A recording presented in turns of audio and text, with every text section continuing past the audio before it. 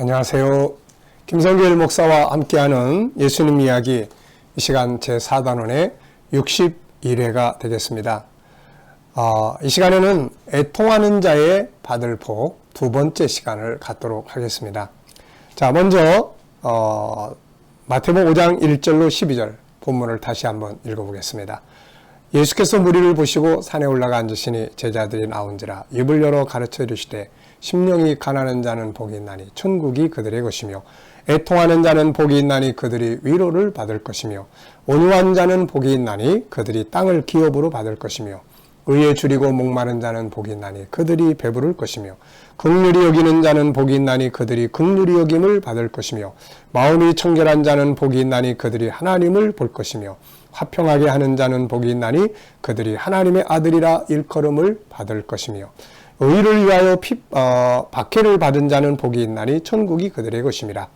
나로 말미암아 너희를 욕하고 박해하고 거짓으로 너희를 거슬러 모든 악한 말을 할 때에는 너희에게 복이 있나니 기뻐하고 즐거워하라. 하늘에서 너희 상이 큼이라. 너희 전에 있던 선지자들도 이같이 박해하였느니라. 아멘. 지난 시간에는 애통을 통해서 왜 애통이 필요한지, 애통은 마음의 아픔이에요. 그 어떤 아픔, 아파하는 그 아픔의 눈물, 이게 바로 애통이죠. 그래서 왜 그게 필요한지, 본질로 돌아가기 위해서는 애통이 필요하다. 인류 역사는 바로 잃어버린 에덴으로 돌아가기 위한, 다시 말하면 본질을 찾아서 본질로 돌아가기 위한 역사예요. 철학, 문학, 과학, 예술, 또 여행, 정치 할 것 없이 다, 경제 다. 그런데 예수님은 그 방법이 아니고 애통이 해야 된다. 애통이라는 걸 통해서 에덴, 본질로 다시 돌아가게 된다. 그런 말씀을 하신 겁니다. 자, 이제 이 시간에는 그렇다면 우리가 이제 좀 더 구체적으로 무엇을 위해서 아픈 마음을 가지고 눈물을 흘리고 애통해야 되느냐 하는 부분들을 살펴보겠습니다. 한 10가지 정도의 애통의 내용들이 9가지 정도의 애통함과 하나는 잘못된 애통함에 대해서 정리를 하겠는데요. 이 시간에 먼저 3가지 정도를 이야기를 나누겠습니다.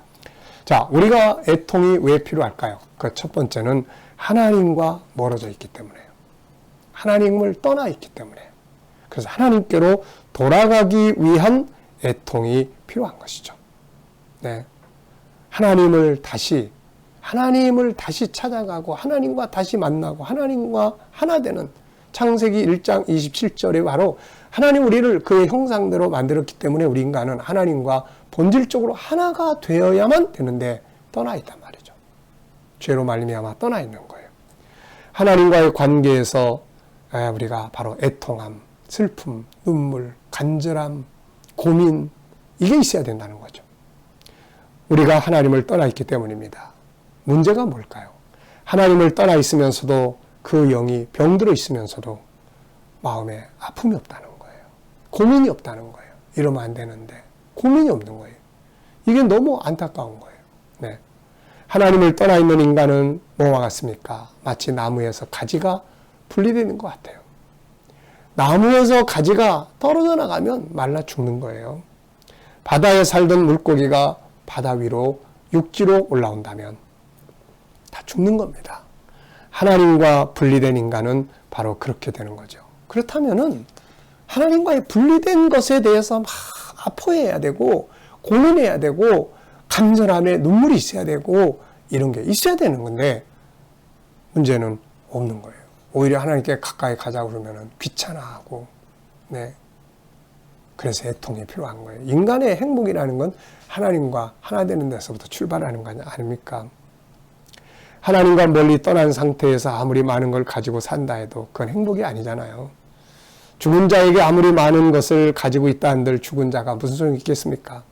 그래서 주님은 먼저 하나님께로 돌아가기 위한 애통함을 가져야 한다. 이거를 외치신 거예요. 그 자리에 모인 수많은 사람들, 다 그들이 뭘 원하고 왔습니까? 바로 세상 것들을 원하고 왔지만 그게 행복의 본질이 아니에요. 본질로 돌아가야 돼. 창세기 1장 2장으로 돌아가야 돼. 그렇게 하기 위해서는 마음을 찢는 애통함이 있어야 되는 거죠. 인간의 행복은 하나님의 영과 내 영이 하나가 될 때 이루어지는 거예요. 이게 창세기 1장 27절의 본질이에요. 창조의 질서예요.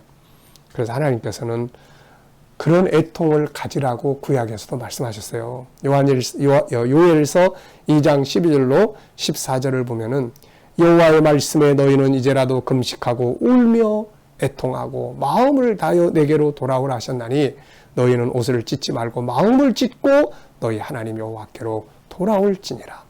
그는 의로우시며 자비로우시며 노하기를 더디하시며 인애가 크시사 뜻을 돌이켜 재앙을 내리지 아니하시나니 주께서 혹시 마음과 뜻을 돌이키시고 그 뒤에 복을 내리사 너희 하나님 여호와께 소제와 전제를 드리게 하지 아니하실는지 누가 알겠느냐. 돌아오라는 거예요. 울며 애통하며 마음을 찢으라는 겁니다. 마음을 찢어. 이 고민 어떻게 하면 하나님 앞에 더 가까이 나갈 수 있을까? 어떻게 하면 내가 하나님과 더 하나 될 수 있을까? 이거를 고민하고 그것 때문에 막 울고 그것 때문에 마음을 아파하는 참 이 멋진 애통이잖아요. 그러면 하나님과 하나 될 때 우리 다 경험해 보신 분들 아실 겁니다. 하나님 앞에 하나 될 때 그 눈물이 쏟아지고 막 그 다음에 오는 기쁨과 이 행복이라는 건 말로 표현할 수가 없는 거죠. 이게. 두 번째는 자기를 다시 찾고 회복하기 위한 애통이 필요해요. 자기를 찾아야 돼요. 인간은 하나님을 떠나면서 자기를 다 잃어버리게 됩니다. 그래서 평생을 자기가 누구인지도 모른 채 방황하며 살아요. 그리고 더욱 안타까운 것은 자기를 잃어버렸기 때문에 자기답게 살지 못하고 평생을 다른 사람 흉내만 내다가 끝나버려요. 그래서 인간은 불행하고 불쌍한 거예요. 인간은 자기를 찾기 위해서 수많은 노력을 하지만 그런 방법 가지고 자기를 찾을 수 있는 게 아니에요. 애통함이에요. 내가 누구지?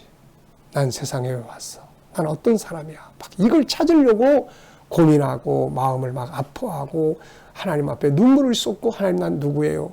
네. 이런 애통이 있어야 됩니다.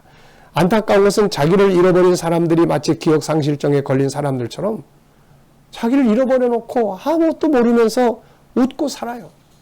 이게 더 가련한 거 아닙니까?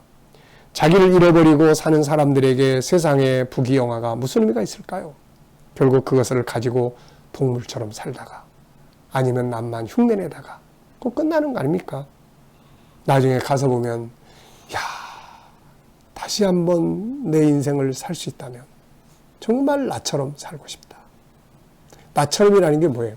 창세기 1장 27절에서 하나님을 닮은 하나님의 형상대로 살고 싶다는 거거든요. 하나님이 그 안에 담아놓은 하나님의 성품대로 살고 싶다는 거거든요.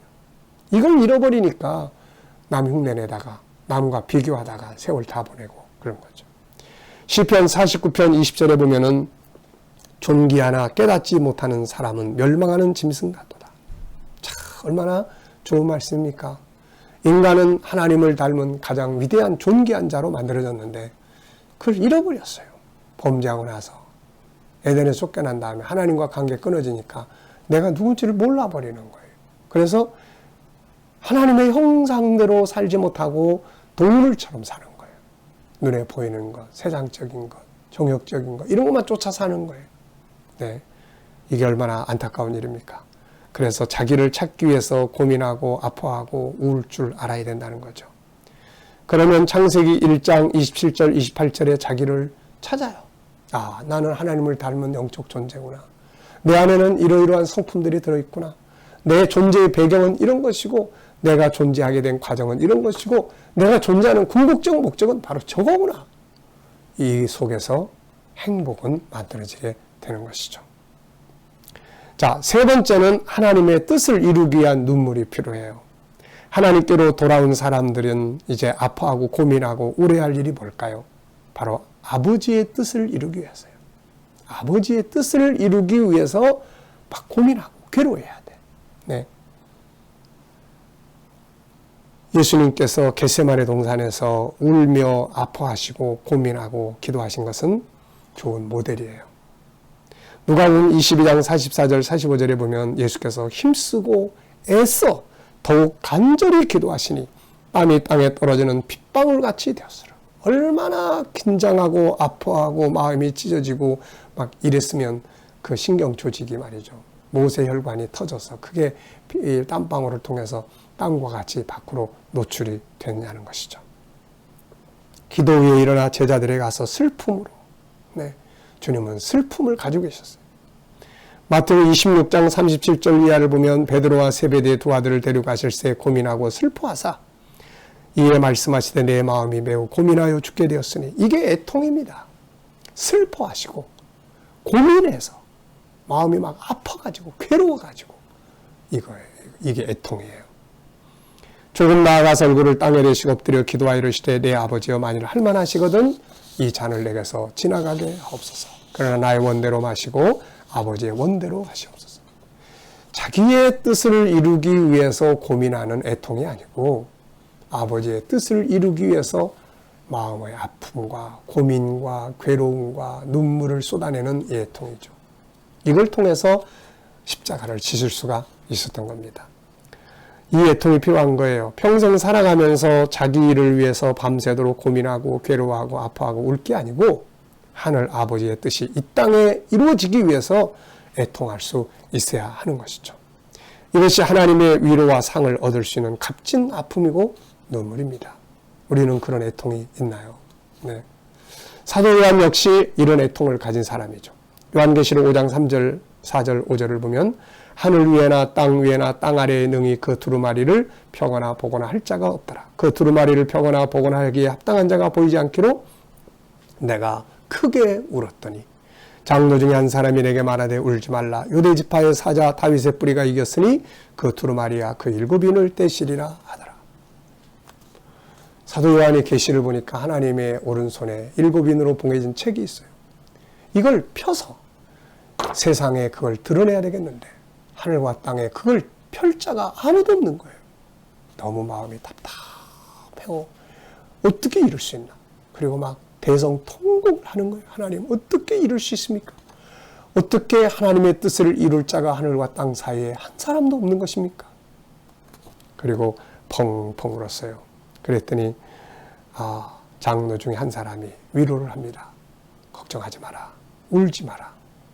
다윗의 뿔이 이겼으니 그가 이 두루마리를 펴서 세상 앞에 드러낼 것이다.